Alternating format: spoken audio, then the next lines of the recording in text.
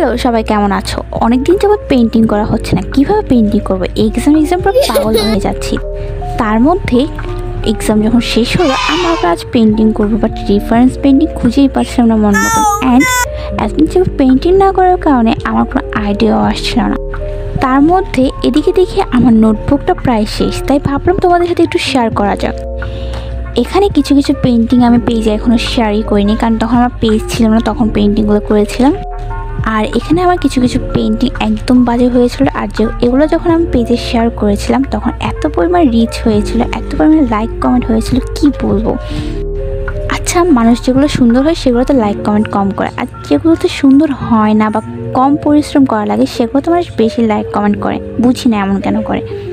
তোমাদের সাথেও কেমনটা হয় যে পোস্টগুলো খারাপ হয়েছে, তোমাদের কাছে পছন্দ হয়নি, সেগুলো মানুষের কাছে প্রচুর পছন্দ হয়েছে?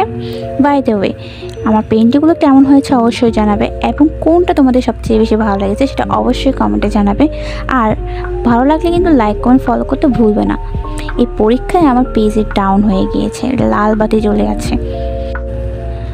তাই তোমরা আমাকে আইডিয়া দিয়ে যাও, এই সাদা পেজগুলো আমি কী পেন্টিং করবো, একটু ইউনিক আইডিয়া দিও। দেখা হবে নেক্সট ভিডিওতে। আল্লাহ হাফেজ।